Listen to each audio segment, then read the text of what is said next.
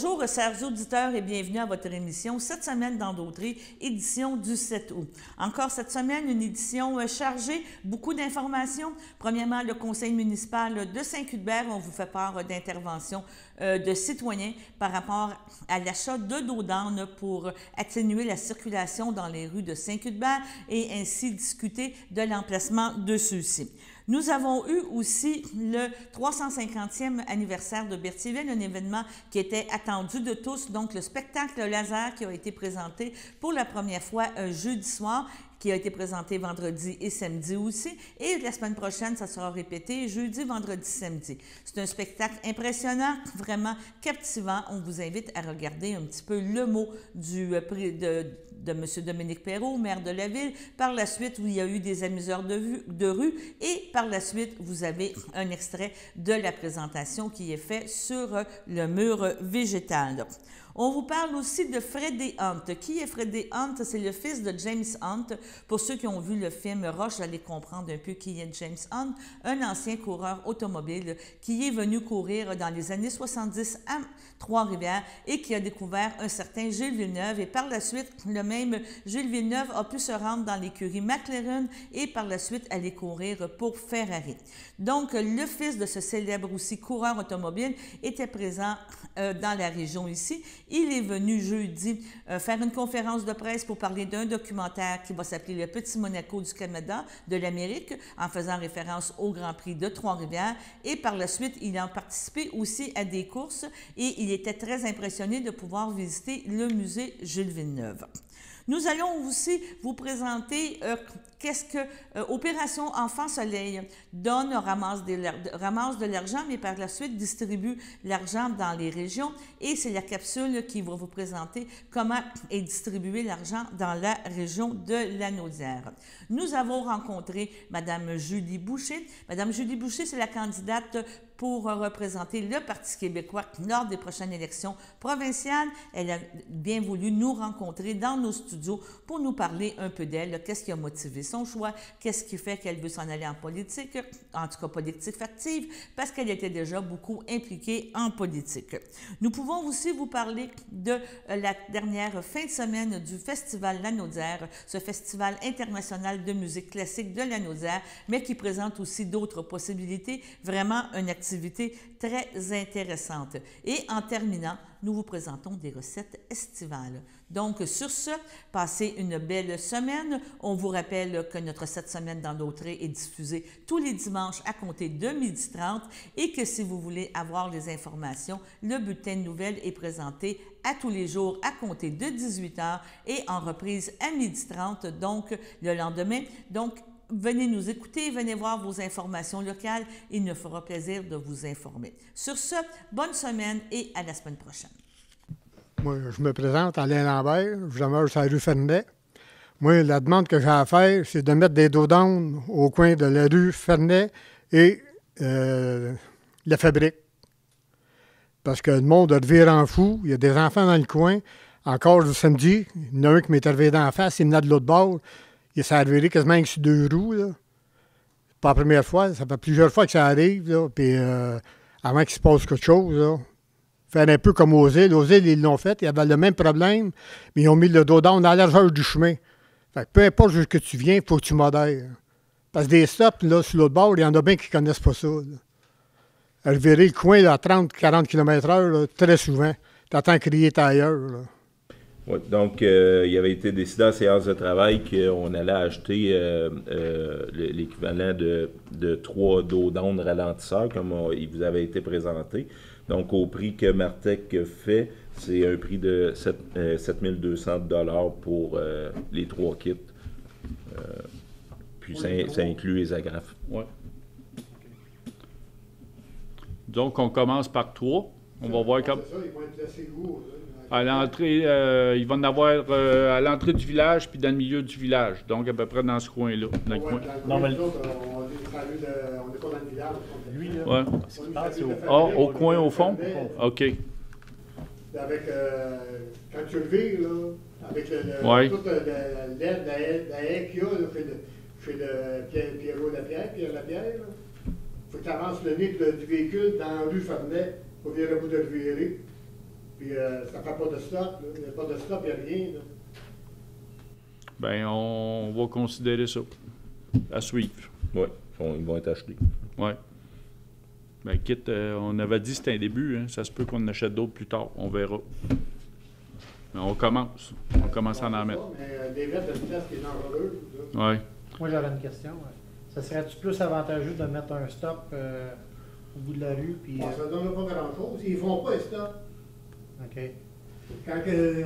Même quand ils viennent de sur notre bord, ça va bien pour le virer parce que chez Yvon, il n'y a pas de haie, il n'y a rien. Ouais. Mais il n'y en a pas de stop, ou presque pas.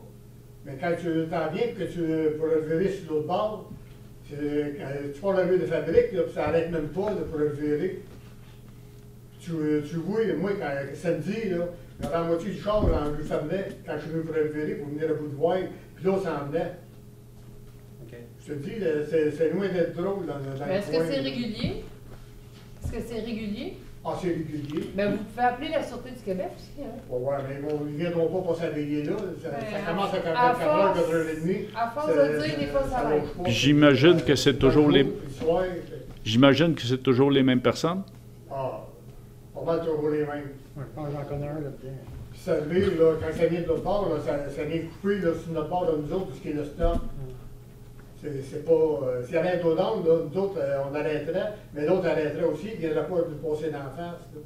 Là. OK. Et le dos d'âme, il faudrait le mettre à l'autre bout, dans le fond. Le taux d'onde, il faudrait qu'il soit au coin de la rue de la fabrique, OK. puis de la rue Fernet. OK. C'est pas où il y a la ligne jaune, parce que jusqu'à la ligne jaune, tu ne vois pas s'il y a des chars qui viennent de l'autre bord. Ouais. La haie, c'est effrayant, là. Elle est sur son terrain, mais elle coupe toute la vision. OK. On va checker ça. 6.1, location de jeux gonflables pour le rendez-vous familial. Oui, il y a une soumission qui a été faite à Festigeux au montant de 765,64 $ avant taxe pour la location de jeux gonflables pour le rendez-vous familial qui est planifié pour le 10 septembre prochain. Oui. Louis-Jacques? Annie? Annie Sylvestre, tout le monde est d'accord? Oui. Merci. 6.2. Ah non, 6.2, c'est 40 jours. 2023. Oui, donc il y a une proposition qui a été faite par l'Air en Fête, qui est notre actuel fournisseur de camps de jour, là, si on peut dire, l'organisateur des camps de jour. Donc, il augmente de 10 $ par enfant par semaine pour combler les augmentations de salaire qu'il doit donner aux étudiants, faciliter le recrutement. Puis lui, ben, pour commencer tout de suite, il faut que vous décidiez immédiatement si vous prenez leur service pour 2023. Richard Dion. Vincent Bergeron. Tout le monde est d'accord? Oui. 6.3, jardin, permaculture. Oui, donc c'est pour m'autoriser à faire exécuter les travaux d'excavation qui sont à faire pour le jardin à permaculture. C'est pour également m'autoriser à procéder à l'achat du matériel, des équipements qui est fourni par les bénévoles du comité de travail. Et évidemment, m'autoriser à adjuger le contrat à un entrepreneur, là, le plus beau soumissionnaire là, que je vais trouver.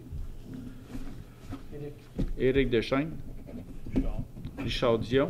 Tout le monde est d'accord? Oui. Merci. Bonsoir les gens d'un petit peu plus loin, de l'extérieur de la région. Je suis très fébrile. Je vous remercie d'être là. Je ne veux pas parler trop longtemps. Berthierville fête ses 350 ans, mais Berthierville se tourne vers l'avenir. Donc ce soir, ce que vous voyez, l'organisation, l'activité, les activités qu'il y a à Berthierville, attendez-vous à ce que dans les prochaines années, il y en ait encore. Ce n'est pas la fin, ce n'est que le début.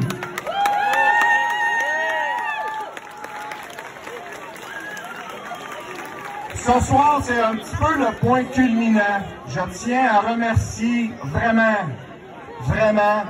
la SABA, Société d'aménagement de Berthier-d'Autrey, pour nous avoir donné l'idée, pour nous avoir soutenus financièrement, pour avoir soutenu techniquement, pour nous permettre cette belle organisation, cette belle activité. Je suis déjà content de vous voir en si grand nombre et je sais que dans les prochains jours, ça sera encore mieux, ça sera encore plus gros. J'espère que vous reviendrez et regardez ce soir la météo encore une fois pour une de nos activités. Il y a un microclimat à Berthier et le microclimat, c'est un microclimat de bonheur, de joie, de festivité et ça ne fait que commencer encore une fois. Merci beaucoup. Merci d'être là. J'espère que vous allez apprécier et à plus tard. Profitez de cette belle soirée. Je cède la parole maintenant à Marie. Je cède la parole au président de la SABA, M. Richard Ducharme. Je vous demanderai de lui réserver une belle main d'applaudissement, s'il vous plaît, M. Richard Ducharme de la SABA. Bonsoir tout le monde. C'est évident qu'à vous voir en si grand nombre, on est très fiers de ça. Je tiens à remercier également la participation de la ville avec tout son monde, Monsieur le maire, la direction générale, Sylvie, tous les employés municipaux. Tout le monde a mis la main à la pâte parce qu'ils croyaient en cette idée nouvelle et en cette première canadienne, je me réserve, moi, de dire mondiale, mais c'est ce que j'ai vendu depuis le début. Et je vous remercie encore d'être en si grand nombre. Dans quelques minutes, je pense qu'on va avoir le plaisir de vous présenter cet écran géant avec des projections laser qui vont charmer nos yeux. Je vous remercie beaucoup et bonne soirée. Merci, M. Ducharme. Donc, ce qui vous attend, aussitôt que nous allons commencer la projection sur les arbres, la projection, en passant, c'est une œuvre spécifique à Berthierville. Elle dure 15 minutes. Vous n'aurez sûrement pas la chance de tout voir en 15 minutes. Eh bien, vous êtes chanceux. On la présente 3 fois par soir. Donc, si vous voulez demeurer avec nous après la première représentation, il va y avoir encore de l'animation. Vous aurez également la chance d'aller vous-même écrire votre petit message ou faire un dessin aux bornes interactives et nous allons voir votre message ou votre dessin projeté sur les arbres. Donc, on vous invite à demeurer avec nous toute la soirée. Et pour vous donner un avant-goût de ce qui vous attend, je cède la parole à M. Jean-Philippe, qui est le PDG de la compagnie Laser Quantum. Une bonne main d'applaudissements, s'il vous plaît. Bonsoir tout le monde, bonsoir. On est très heureux d'être là ce soir. Je vous avoue que quand on nous a appelés en nous disant « on a un rideau d'arbres qui pourrait permettre de faire de la projection », on ne s'attendait pas à ça.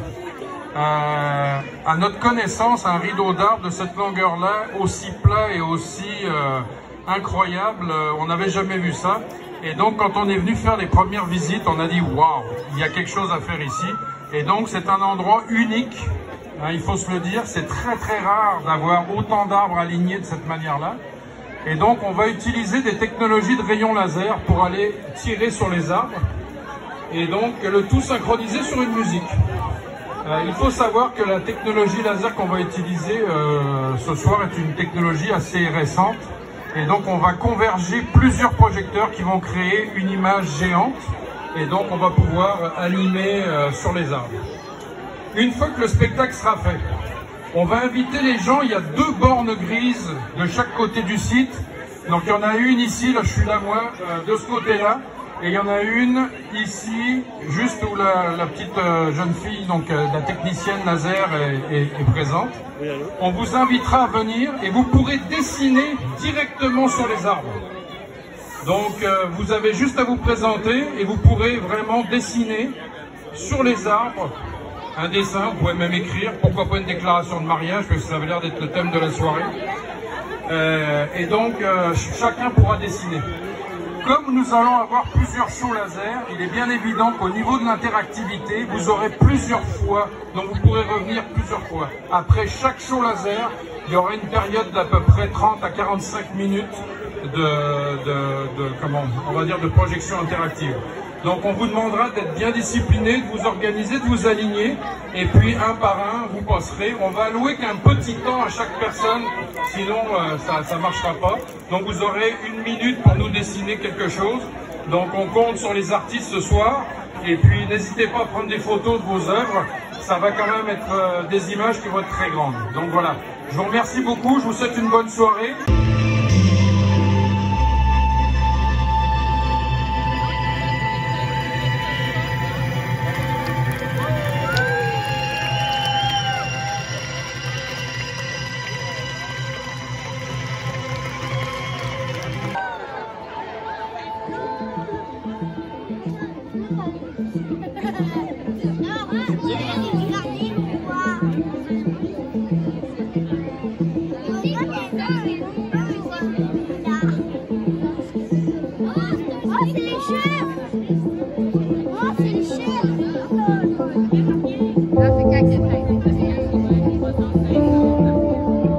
Bon, alors, bienvenue tout le monde. Merci d'être présent. Écoutez, c'est quand même assez particulier. Comme j'ai dit, cette semaine, j'ai fait une couple d'entrevues radio. Il disait, écoute, le Grand Prix Trois-Rivières, cette année, on fait un peu dans la nostalgie. On se remémore une période assez exceptionnelle.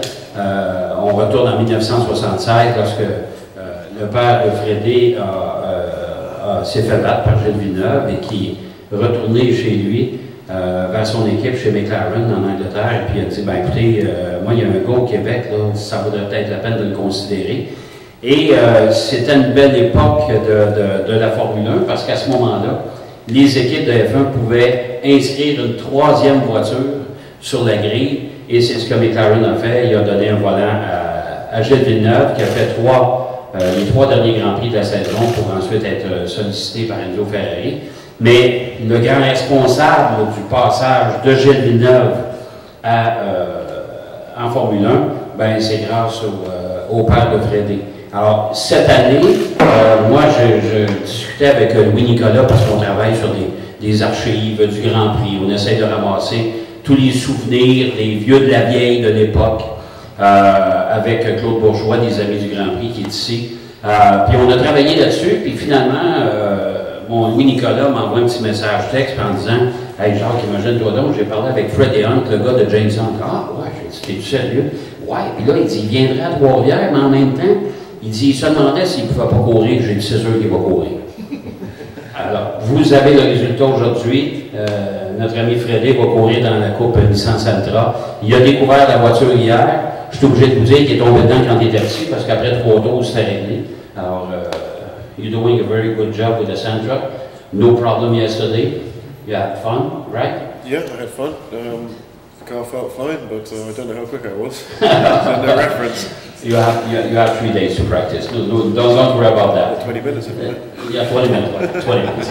It's nothing for you. Come on. Alors moi, j'aimerais passer la parole à Louis Nicolas, parce que c'est le grand responsable de la venue de Frédé avec nous en fin de semaine au Grand Prix. Ben, bonjour à tous, merci d'être là avec nous. Merci Jacques et merci Freddy. Donc c'est ça. Donc l'histoire du Monaco d'Amérique, Mémoire de circuit, le projet film documentaire qu'on développe, est démarré, je dirais, il y a environ 10 ans pour moi. Parce que mon père était ami et optométriste de Gilles Villeneuve. Donc ça, c'est sûr que c'est une source importante de motivation. Et puis, mon père m'a légué, parce que mon père est décédé il y a plusieurs années, mon père m'a légué près de 4000 photos du Grand Prix de Trois-Rivières. Et mon père était dans l'organisation du CAM à l'époque, qui a démarré le Grand Prix de Trois-Rivières il y a plusieurs années. Donc, toute cette motivation-là, c'est évident, m'a donné le goût de faire revivre les mémoires. Donc, c'est pour ça qu'on a appelé ça Mémoire de circuit, parce que le Grand Prix de Trois-Rivières a eu des bénévoles, des pilotes et toutes sortes de choses. Donc, c'est ça qui est intéressant de raconter, faire revivre ces mémoires-là. Et donc, dans le développement du projet, c'était évident que cette étape de 76 était importante. Donc, de fil en aiguille, je me suis dit, pourquoi pas essayer d'entrer en contact avec Freddie. Donc, c'est ce que j'ai fait. J'ai entré en contact avec Freddie, nous avons discuté du projet. Freddie avait beaucoup d'intérêt de venir découvrir, justement, et j'ai découvert que Freddie était un fan de Gilles Villeneuve. Donc, à ce moment-là, de fil en aiguille, comme disait Jacques, Freddie, en blague, m'a dit peux-tu me trouver une voiture tant qu'à aller à Trois-Rivières? Donc là, j'ai entré en contact avec Jacques. Jacques a eu, avec la série Nissan, le développement de tout ça, et c'est ce qui fait qu'on est ici aujourd'hui. Donc nous, c'est pour ça qu'on vous convie à la conférence de presse, parce que c'est le démarrage de notre projet, c'est évident. Comme je disais, il y a beaucoup de recherches qui a été faite auparavant. Stéphane Choquette, mon partenaire, avec qui on s'est joint pour développer le projet. Donc cette année, on est dans le démarrage de cette histoire-là. Donc, comme on dit, raconter des histoires, faire venir des pilotes, des voitures. Il y a également la voiture de Roger Brière, qui est un propriétaire américain, qui va venir au Grand Prix cette année, qui va être lors du week-end. Donc, on réussit, c'est ce qu'on essaie de faire, donc de recommuniquer, de refaire vivre des histoires à travers la mémoire des gens, la mémoire des lieux et la mémoire des voitures. Donc, c'est l'objectif de notre projet qu'on souhaite en diffusion le plus rapidement possible. C'est évident qu'avec la rencontre de Nissan et Jacques pour la série, tout ça, ça nous a amené l'occasion, et puis on l'annonce aujourd'hui, il y aura une petite émission spéciale qui sera faite avec la venue de Freddie pendant la série qui sera diffusée à RDS cette année. Donc pendant la série, la diffusion de la série Nissan, nous allons faire un petit spécial sur la venue de Freddie et de toute cette historique-là. Donc pour nous, dans le développement du projet, c'est comme un tremplin qui nous permet d'avancer beaucoup dans cette histoire-là. Je pense qu'il peut plaire à beaucoup d'amateurs de sport automobile et puis faire revivre ces belles époques et puis de donner les lettres de noblesse à cet événement-là unique en Amérique qui roule depuis 52 ans, qui est le Grand Prix de Trois-Rivières. Donc, je vous remercie d'avoir été ici. Et puis, Freddie est disponible pour des questions. So, I'll do a quick version in English for Freddie because probably it was like blah, blah, blah, blah, blah, blah in his head because we're talking French. He started to speak French, but yesterday morning it's very... No, he had some French at school, and we're revising the French courses with him with little words yesterday, so we're having fun. Freddie's quite enjoying, I think, his discovery of Trois-Rivières. I think he probably feels the same feeling as his father years back. We're welcoming those people. We have pleasure of welcoming them in Trois-Rivières. I think it was always the nature of the event, so that's why we're bringing Freddie, and Freddie's here with us today. So I'll leave Freddie a couple of times if he wants to talk about that.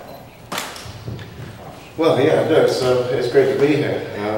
I've been looking forward to spending some time in Canada for a while. Last time I saw was Toronto for a few days, and yes, it's a great honour to come and be involved with this. I see I didn't realise there's a whole museum dedicated to it. It's amazing.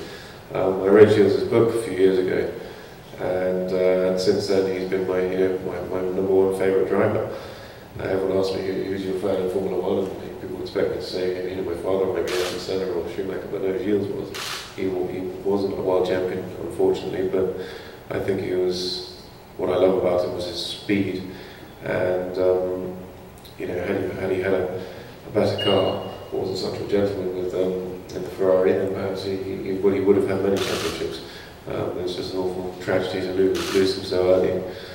But Jacques Villeneuve, his son, coming from a place of experience, being the son of a driver myself, I have tremendous respect for Jacques and what he's done as well. It's not easy for any son of a legend in any sport or in any walk of life to go and emulate their father, and so tremendous respect to him, for the whole family really.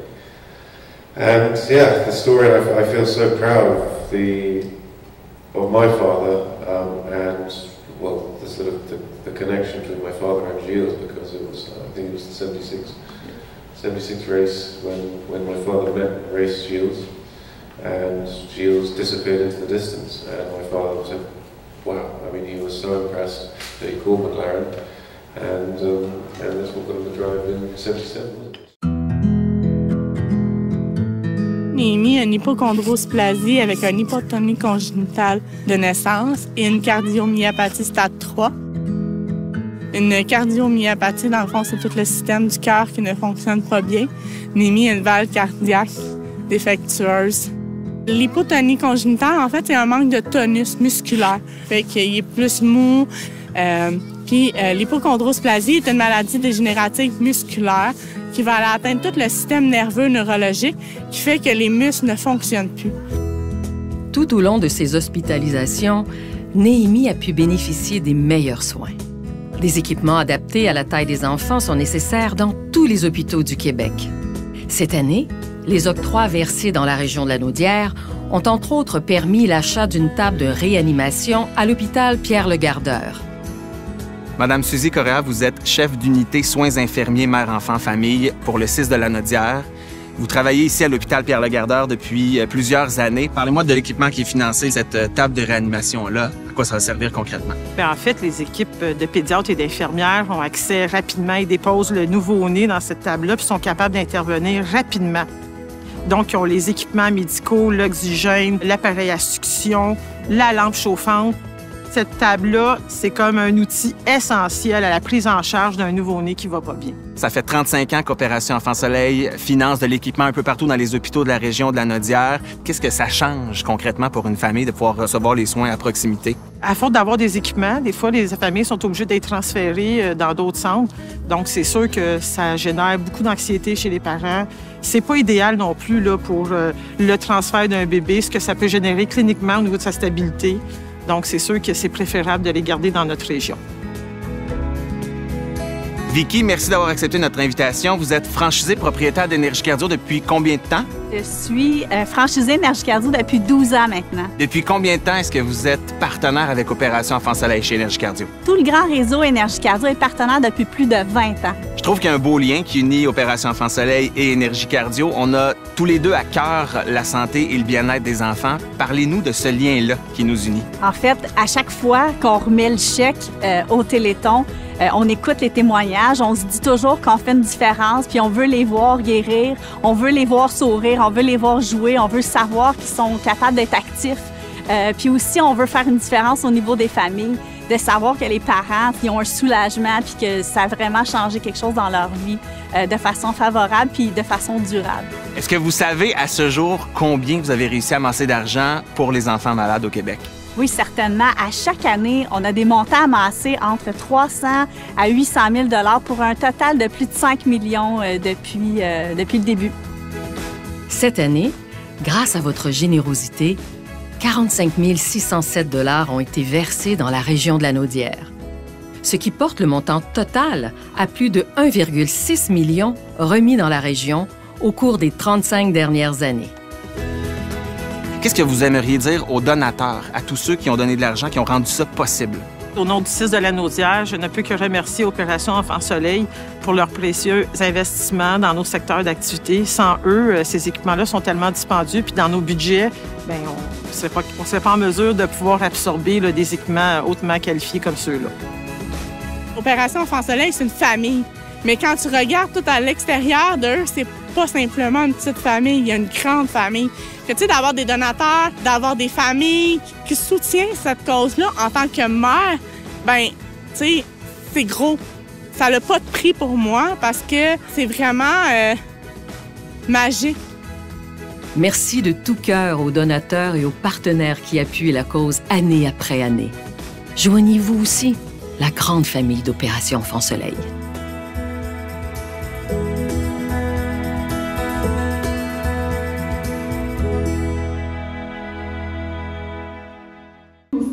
De poésie et de musique jazz Canopée. Je suis très heureuse d'être ici avec vous aujourd'hui en compagnie des poètes Louise Warren, Catherine Lemens et du contrebassiste Nicolas Bédard à ma droite. Nous lirons également les textes d'une poète absente, Odile Marie Tremblay. Merci au Conseil des arts et des lettres du Québec pour son appui à ce projet. Ce spectacle final clôt l'exposition Reboisement qui a lieu ici depuis le 1er juillet et qui se termine le 31. Merci également à la Corporation du patrimoine de Berthierville. Je vous souhaite un bon spectacle.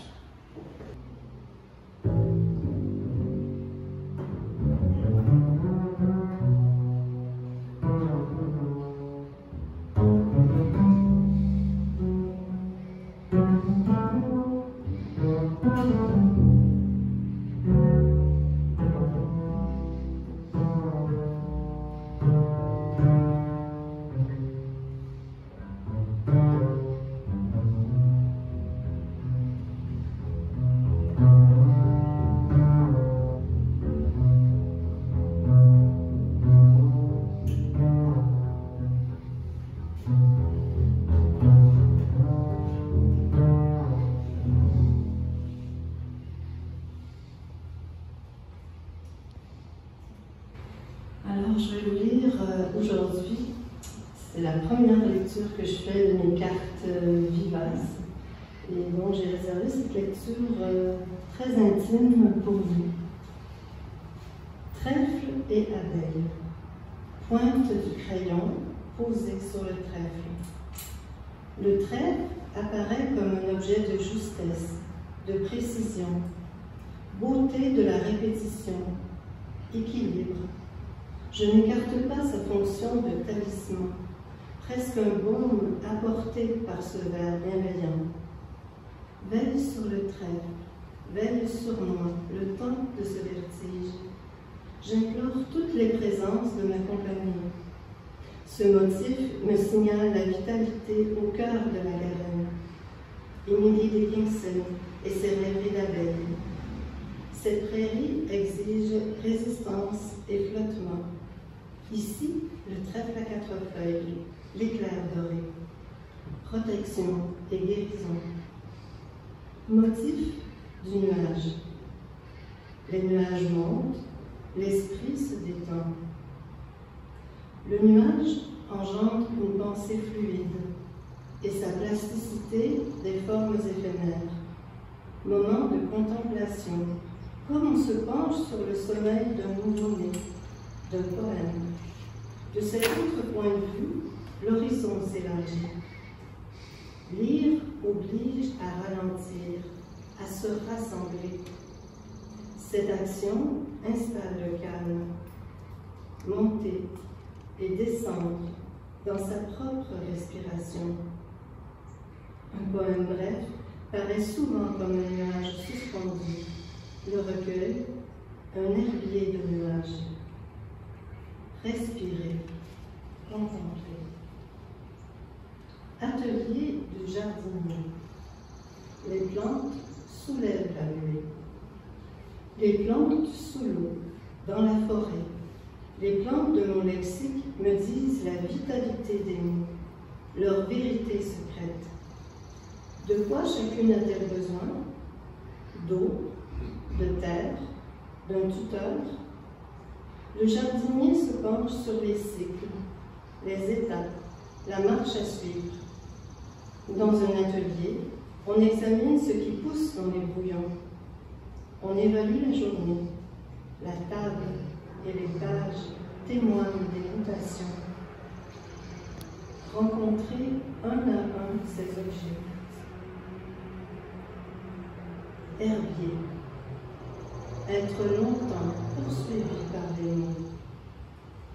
L'herbier préserve le vivant, condense les heures, les plantes du matin, celles du soir.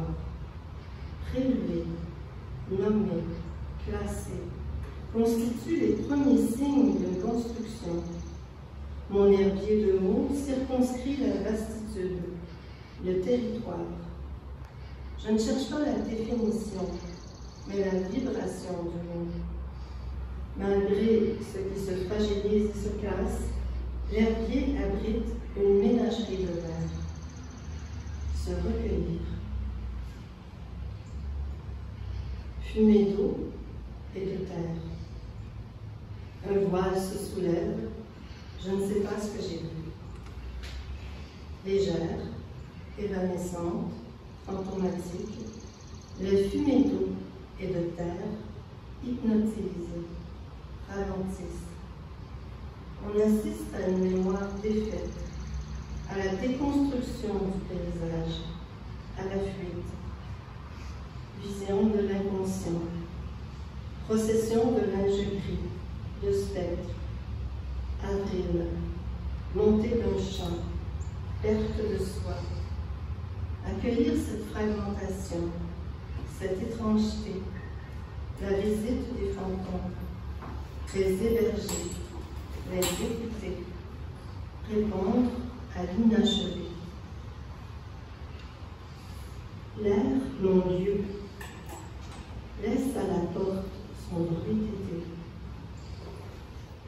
La forme appelle l'air, la première sensation, l'éprouver autour de soi, une demande d'espace. Ce n'est pas encore le vent. L'air retient le lac que je respire. L'air me saisit. Il réaffirme mon allègement, me pousse plus près d'une vibration qui m'est si chère. Me sentir libre, n'avoir besoin de rien. Être comblé, flotter. Forêt. Médaillon de mousse, visage inachevé. Marcher en forêt ouvre les yeux. Accueillir le souffle, le miroitement. Sculpture naturelle, arbre renversé, toit de feuilles, boucle végétale, alliance entre les racines et les pierres, inventaire des sons, des lichens, sentier qui continue ou s'arrête, piste dominée. Il y a tant à lire. Dans une œuvre, trouver refuge, traces et spirales, en soulignant, en surlignant, comme on soutient son regard en forêt. Lire, lire, lire. Bonjour Julie.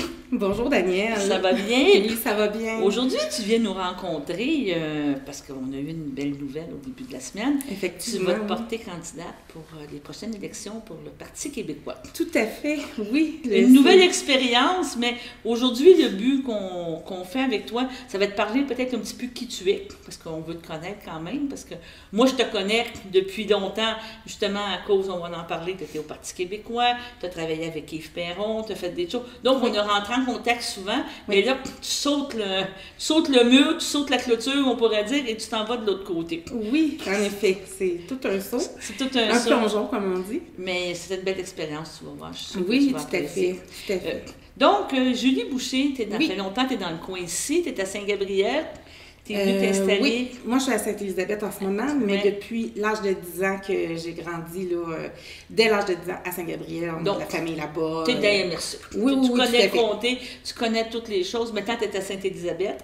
Oui, maintenant, j'habite avec mon conjoint et nos 3 enfants sur la ferme laitière de la famille. Oui, puis donc on est à Sainte-Élisabeth. Donc, c'était vraiment, t'es vraiment, on pourrait dire, ancré dans le terroir du coin ici. Tu comprends beaucoup les défis et tout que peuvent avoir les familles. Tu me parles de 3 enfants, c'est quand même beaucoup de travail et tout. Oui, tout à et fait. au niveau de l'agriculture, qui est un des moteurs économiques ici dans le coin ici, l'agriculture, effectivement. Au niveau politique, tu as commencé à t'impliquer dans les années 2000, 2010, c'est ça un petit peu que j'ai... en fait, moi, j'ai toujours été fondamentalement indépendantiste. Oui. Et puis, c'est plutôt en 2018, lors des dernières élections, là, que je me suis impliquée auprès de l'exécutif du Parti québécois de Berthier. Mais il a fallu que tu sois membre avant. Donc, oui, tu as eu d'implication. Comme membre, j'étais... Tu étais portée par, on pourrait dire, intéressée par la politique, servir, j'imagine. C'était quelque chose qui te rejoignait, là, justement, quand on parle des enjeux d'agriculteurs. Je pense que tu avais peut-être l'impression que t'aiderais, là, que ça pourrait être quelque chose qui peut être porteur. Oui, oui, tout à fait. En fait, mon conjoint était très impliqué dans le syndicat des producteurs laitiers à l'époque. Et puis, c'est certain que j'ai vu un peu les dossiers là, passer, tout ça, les enjeux, quand même très importants au niveau agricole. Et puis, ça touche beaucoup de gens dans la circonscription. On a quand même un beau réseau de fermes, même si le nombre a quand même diminué là, au courant des dernières années. Toutefois, j'ai comme eu 2 vies parce que j'ai aussi fait un bac en parallèle en enseignement du français au secondaire. Donc, le français me tient à cœur Depuis toujours. Oui, puis j'avais la flamme souverainiste en moi, là, indépendantiste. Je vais poser la question, tu es allé cogner à la porte du parti, puis tu te dis, moi, j'aimerais ça être membre, oui. Non, mais... Oui, en effet. Parce que, tu sais, je veux dire, tu es jeune, il faut quand même le dire, et, tu sais, vouloir aujourd'hui, comme être présidente du parti, puis tout ça, tu avais quand même je dirais pas une gang de petits vieux, mais il y a quand même, tu sais, il y a des jeunes, mais il y a quand même des personnes plus âgées, plus matures, disons comme ça, au sein du Parti québécois, et que là, de voir arriver une jeune qui veut porter le flambeau comme présidente du parti, ça devait être encourageant, dynamisant, là. Tout à fait. Bien, en fait, moi, je suis arrivée comme en voulant apprendre, là, voulant bien agir et vouloir faire changer les choses dans le comté aussi, puis apprendre un peu à agir autrement que sur les réseaux sociaux pour donner notre opinion, tout ça, c'est bien, mais je voulais faire du concret. Je voulais poser des actions, je voulais faire avancer la cause. Et puis, ça n'a pas été long que je me suis retrouvée présidente. Bien, c'est ça, là. Ouais. Puis, tu te parles de 2018-2019, donc c'était la campagne d'André Villeneuve que tu as vécu en titre de présidente du parti, ou c'est juste après? Moi, c'est juste après. Juste après juste André. Après. Donc, en 2019, que je suis devenue présidente du Parti québécois. Du Parti québécois. Là, de Berthier. Tu continues et tout ça. Arrivent les élections fédérales, 2019, 2021. Yves vient te recruter, il vient t'offrir un poste en disant, je dis Yves, on ne parle de Yves Perron, vient te voir et te dit, aimerais-tu ça t'impliquer avec moi au niveau du Bloc québécois, parce que Yves aussi a fait faire avancer beaucoup de Bloc. Tout à fait. Là, on se souvient qu'il était président du Bloc québécois, le parti a eu beaucoup de difficultés dans parallèles, hein? Oui, il y a des beaux parallèles. Mais qu'est-ce que je veux dire, c'est qu'il a réussi à relever le défi du Bloc québécois, créer une alliance, créer bien des choses, et tu as fait partie de cette renaissance-là, dans le fond. Oui, bien, en fait, moi, j'étais présente pour la campagne électorale 2019, donc j'étais dans son équipe. Je m'occupais plus précisément de ses réseaux sociaux, donc c'était comme une première campagne là, pour moi. Yves est très dynamique et puis ça a été vraiment une expérience merveilleuse. J'ai aimé, c'était un beau stress, les campagnes électorales. Oui, c'est une adrénaline, là. Oui, tout à fait. Donc, moi, j'enseignais en même temps à temps partiel. Oh mon Dieu! Et puis là, je faisais la campagne en même temps, mais c'était... Oui, ça a été... Oui, j'ai là, puis 3 enfants. Oui, 3 enfants. Donc, mais tu as tout vécu ça. Tu as tout vu ça, regardé ça, puis tout ça. Là, les élections arrivent en 2022. Oui, provinciales. Oui. Là, il y a eu les 21 aussi. Les 21, on parle avec Yves et tout. Bon. Mais là, tu as une réflexion dans le fond, parce que là, dans le parti ici, M. Villeneuve est rendu maire de la Norette. Oui. Il y avait, je pense que quand il y a eu la défaite, je pense qu'il y a des... Je ne dirais pas mettre une croix, mais je pense qu'il a changé ses défis, il a changé sa vision de ce qu'il voulait faire dans la vie, on pourrait dire de cette façon-là. Là. Oui. Puis là, il y a un poste qui s'ouvre, et là, tu te poses la question. T'as-tu parlé avec ton mari, tes 3 enfants? Comment ça s'est passé? Bien, en fait, honnêtement, c'est clair qu'il y a eu une réflexion parce que c'est quelque chose, c'est une grande décision. Et puis, j'ai pris quelques semaines là, pour mûrir ma réflexion. J'ai échangé avec des gens influents, là, Véronique Yvon, qui m'a conseillé, Gabrielle Sainte-Marie, Yves Perron, évidemment. Mais j'avais la conviction que je devais vivre ça. Tu devais l'essayer. Oui, tout à fait. Tu as eu des beaux mentors comme ça, quand tu me parles de Véronique, Gabrielle, Yves, tout t'ont dit, va le vivre, va l'essayer, va le voir? Ben oui, en fait, ils m'ont parlé un peu des deux côtés, de ce que c'était la réalité, en fait, parce que, on se mentira pas, c'est exigeant, c'est un rythme de vie très, très accéléré et intense en peu de semaines. Et puis, mais c'est ça. Dans le fond, j'ai eu la chance d'avoir vraiment des bonnes consultations avec des personnes quand même très inspirantes qui m'ont permis de prendre une bonne décision. Puis au niveau du parti aussi, je présume que... Oui, au niveau du parti, il y a quand même une belle organisation. Je lève mon chapeau parce qu'on sait qu'avec la dernière élection, là, il y a eu quand même une baisse au niveau des employés à la permanence, mais ils font vraiment un travail extraordinaire avec les candidats. Que là, tu as appelé ton exécutif, puis tu as dit ça me tenterait, je me lance-tu, qu'est-ce que vous en pensez? Puis la réponse a été comment? Ah, ils m'ont dit, si toi, tu veux le faire, mais prends le temps d'y penser, mais on va être avec toi. Donc, ça a commencé comme ça. Et là, j'ai déposé ma candidature. Et il y a eu période d'investiture. Donc là, la période d'investiture vient de se terminer. C'est pour ça qu'on a fait l'annonce là. Donc, il y a eu la procédure. Oui, bien, il va y avoir une soirée, là, une fin d'après-midi bientôt qui va être annoncée pour officialiser la la candidature. Et puis, ben, c'est ça, dans le fond, il n'y a pas eu d'autres candidats qui s'est présenté, fait que j'ai gagné par acclamation. Comment tu dors depuis ce temps-là?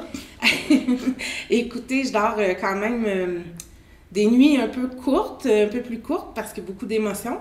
Mais c'est essentiel là, de continuer de bien dormir quand même. Non, mais tu roules, là, tu penses à qu'est-ce que tu veux. C'est quoi tes prochaines choses? On va en reparler prochainement, mais quand on regarde tes motivations, tes choses, c'est vraiment passionnant, c'est vraiment intéressant. Oui, bien écoutez, en fait, le Parti québécois, pour moi, ça a toujours été le parti qui était proche des gens, le parti qui est vraiment multigénération. Donc, c'est le parti de plusieurs générations.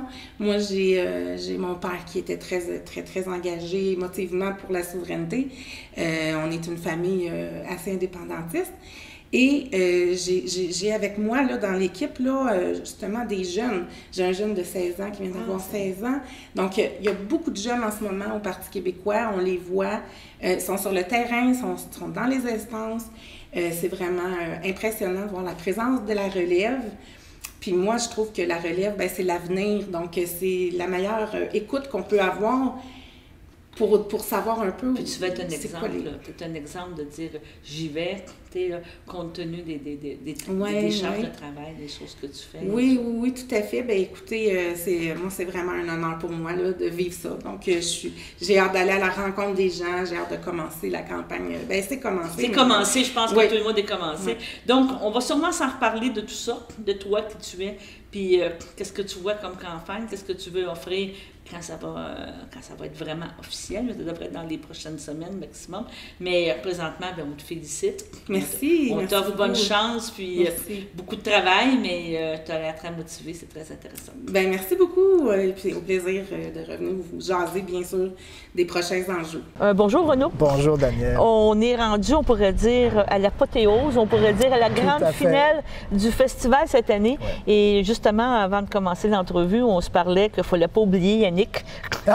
Ben voilà.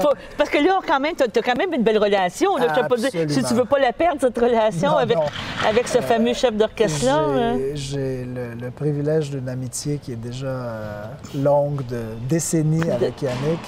On ne l'oublie pas, mais heureusement, lui non plus nous oublie pas. Il faut quand même dire qu'on parle de Yannick Nézet-Séguin. Yannick Nézet-Séguin, bien sûr. Il faut quand même le dire quand même. Là, parce le directeur musical de l'Orchestre métropolitain. Lui non plus ne nous oublie pas, vient nous voir juste à temps pour la fin du festival. Donc, le dernier week-end lui est consacré, à lui et à l'Orchestre métropolitain. Et là aussi, vraiment, 2 programmes, 2 concerts extraordinaires à marquer d'une pierre blanche, tous les deux. Le 6 août, le samedi soir, c'est évidemment à l'amphithéâtre que ça se passe. Et là, on est vraiment à l'opéra, mais pas des moindres. On est chez Wagner avec le premier acte de son opéra La Valkyrie, qui est tiré évidemment de sa tétralogie, le fameux Ring, la tétralogie de l'anneau de Wagner. Ça aussi, c'est un projet qui était sur la table il y a 2 ans, qu'on a maintenu en vie là, pendant la pandémie, qui finalement va s'incarner sur la scène de l'amphithéâtre le 6 août. On a de très, très grands chanteurs, 3 chanteurs qui comptent parmi les plus grands chanteurs wagnériens d'aujourd'hui. La basse Franz Josef Selig, basse allemande, le ténor américain Brandon Jovanovich et, j'ai envie de dire, surtout la soprano américaine Christine Goerke. Christine Goerke revient à l'Anaudière pour la première fois depuis l'an 2000. Encore ça fait 22 ans. Et c'est une artiste extraordinaire, c'est une femme extraordinaire. Ce qui est passionnant, c'est que quand elle était chez nous la dernière fois, elle chantait un répertoire complètement différent. Complètement différent. Moi, je me souviens parce que j'étais là, je l'entends encore. Je l'entends encore. Et elle a connu une grave crise vocale. Elle s'est arrêtée. Elle a réétudié, réappris sa technique. Et ça, je trouve ça extraordinaire parce que des artistes, face à des épreuves comme celle-là, c'est vraiment pas tout le monde qui réussirait la résilience, là. À s'en sortir, qui connaîtrait cette résilience-là.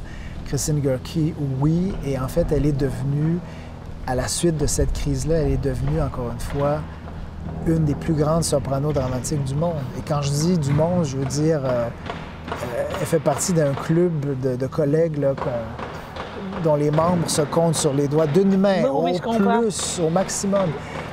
Donc, quel privilège de la retrouver chez nous 22 ans plus tard, alors qu'elle est devenue dans la pleine, comment dire, qu'elle a acquis la plénitude de son talent, voilà. Et bien sûr, Yannick, inutile de le rappeler, il est aussi directeur musical du Metropolitan Opera. C'est ça, je m'en allais dire. L'influence de l'opéra pour Yannick, je pense que ça l'a beaucoup. Hein? C'est un projet aussi qui est aligné avec son travail, évidemment, à New York aussi. C'est une fierté pour le festival, pour les gens d'ici aussi, parce que c'est une source de rayonnement à l'étranger aussi. Point important aussi, au-delà du Wagner, en fait, on va entendre une suite tirée de Péléas et Mélisande de Debussy aussi. Je connais bien, oui. Pour mettre un peu la table là, à la Valkyrie. Ça, c'est le 6 août et le lendemain, le 7, concert de clôture. Là aussi, sur les chapeaux de roue, j'ai envie de dire. C'est un peu le pendant, finalement, du Wagner de la veille. On est chez Mendelssohn, on est chez Schumann, qui sont tous les deux, au fond, des contemporains de Wagner, des gens que Wagner connaissait, admirait plus ou moins, ou pas de façon très ouverte. Dans le cas de Mendelssohn, on sait qu'il y avait une division totale entre les deux, une rivalité même politique, ethnique, j'ai envie de dire. Mais c'est intéressant aussi parce que ça nous montre que Wagner, malgré son génie, encore une fois, ne tombait pas du ciel. Non. Il y avait des gens autour de lui à son époque qui étaient aussi des compositeurs très importants, dont il pouvait éventuellement s'inspirer, on va dire. Donc, symphonie numéro 3 de Mendelssohn, toujours avec Yannick et l'Orchestre métropolitain. Courte pièce en ouverture de concert de la sœur de Félix Mendelssohn, compositrice également, Fanny Mendelssohn, qu'on connaît très peu, ou enfin beaucoup moins que son illustre frère. Ça, c'est passionnant aussi. Et au milieu de tout ça, le concerto pour piano de Robert Schumann, interprété par nul autre que la grandiose Hélène Grimaud, elle aussi dans ses débuts à la Naudière au festival. Donc, c'est vraiment une clôture en apothéose, comme tu disais, là, pour le festival cette année. Un feu d'artifice. Oui, tout à fait. Donc, vraiment des belles fins de semaine. Absolument. Je pense que c'est, comme tu viens de dire, c'est une année grandiose. Oui, c'est la renaissance. C'est la renaissance, c'est tout. Le retour du festival. Je veux pas te mettre de pression, mais l'an prochain...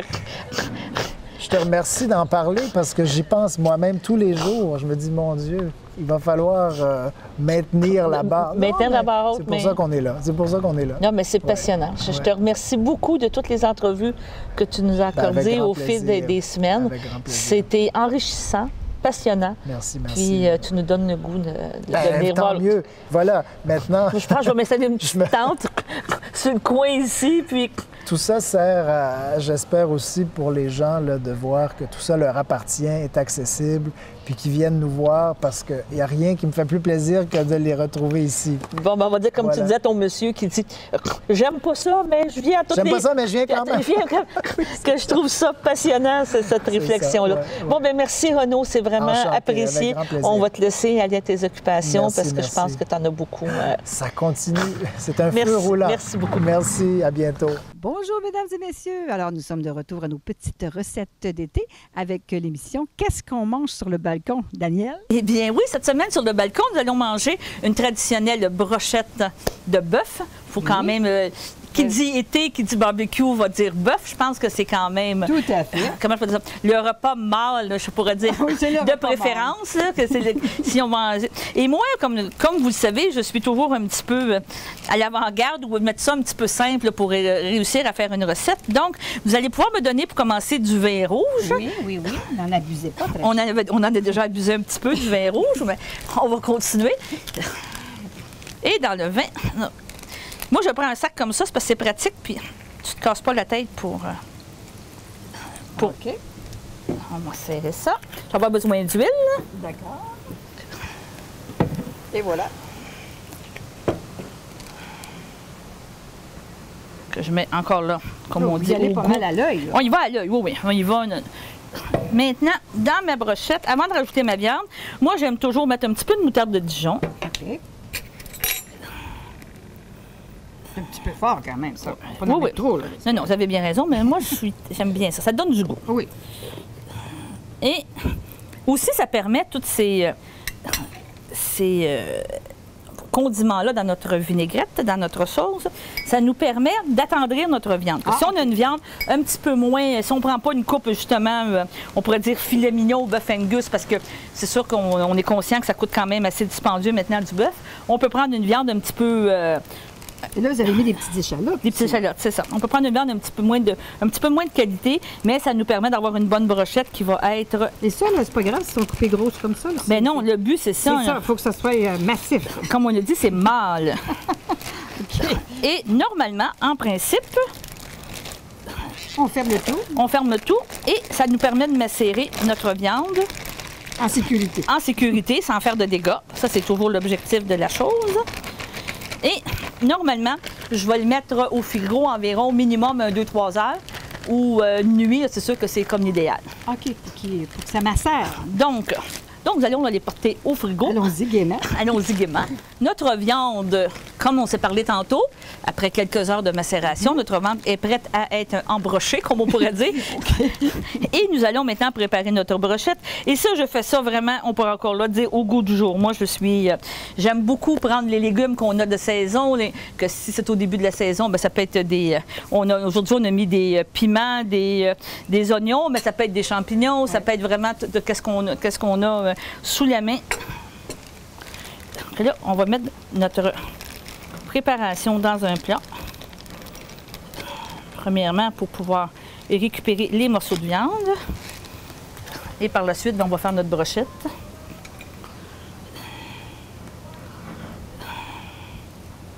Et la sauce, normalement, je ne m'en sers pas pour Je peux m'en servir un petit peu pour arroser la viande, oui. Mais malheureusement, on ne la conserve pas. Là, parce qu'elle a peut-être, à cause qu'elle a trempé dans la viande. Bien, c'est ça, à un moment donné, il faut quand même éviter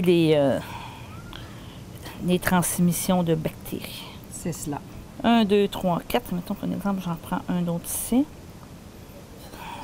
Un petit rouge, là. Hein? C'est ça, oui. Je vais suivre vos conseils. Tenez, on va se mettre ça en rouge. Tenez. On va en faire une ici. Et je vais faire une deuxième brochette. Là, à la grosseur de la brochette, je vous avoue qu'on en mange une, puis... Oui, moi, personnellement, là, je veux dire, ça serait pour moi, ça serait une portion même, je vous dirais double, là, dans le sens que je m'organiserais pour partager avec quelqu'un. Mais un homme, je vous dirais, c'est une portion d'homme. Je veux dire, c'est une portion qui est...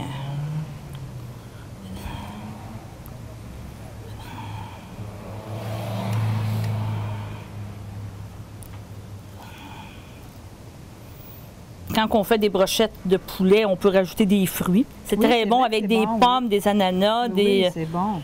Ça, c'est toujours des choses qui sont... Sucré-salé, c'est bon. C'est ça. Il ne faut pas avoir peur de...